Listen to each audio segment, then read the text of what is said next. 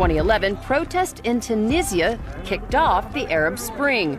Now recent demonstrations have put the country back in the international spotlight.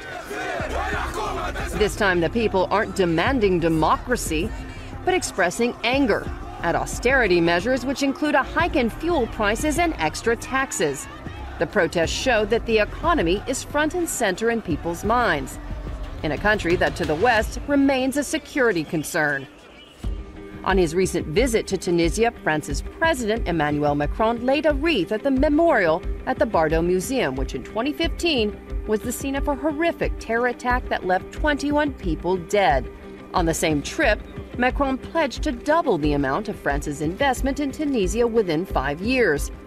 And during a speech in the country's parliament, he praised what he called Tunisia's cultural revolution. Vous avez réussi à installer un état civil. You have succeeded in setting up a civil state, something many thought was impossible.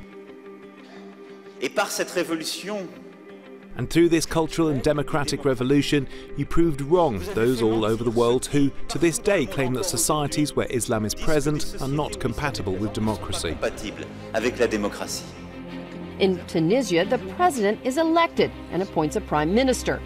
Since August 2016, it's been Youssef Chahed, the country's youngest ever prime minister since independence from France in 1956.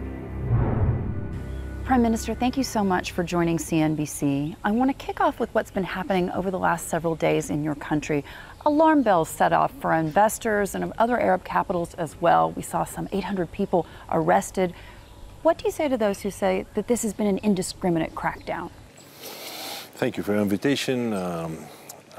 What happened in Tunisia is a democracy. Everyone can protest, everyone can go on demonstration for anything. We have thousands of demonstrations a year in Tunisia because we are a free country. There is a freedom of speech, media are free, so that's why, and this is a huge difference between Tunisia before 2010, before the revolution. So what happened that people went out to say that they're not happy with what was about the measure of the government to reduce the deficit, tax increase and things like that.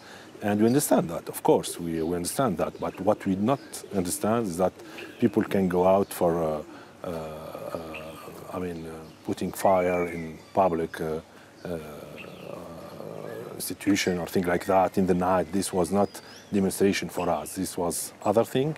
And of course, our role is to bring security to the country and to protect lives and to protect people and to protect our country. That's what we did. So there was 3 days and now everything is okay. Of course, we listen to those people that were not happy about the social situation because Tunisia, after, let's say, 6 or 7 years now of the revolution, we succeeded in the political transition, but we still have a lot of challenges in terms of social and economic challenges. And speaking of those challenges, what do you say to those on the street who say that the government's failed to deliver? I mean, of course, especially young people. As I mentioned, we are listening to them. What happened in Tunisia, we really need to understand what happened, to understand where we are today. We need to see where we come from. Tunisia, after 2011, we spent 5 or 6 years building the democracy. You don't have a democracy that is born every year in the world. So this is a new democracy, 1 hour south to Europe. And this has a cost. During those 5 or 6 years, we were not focusing on the economy. The economy was, let's say, somehow stopped. The production. We were hit by terrorism in 2015. 3 terrorist attacks that really attacks the economy and the tourism industry.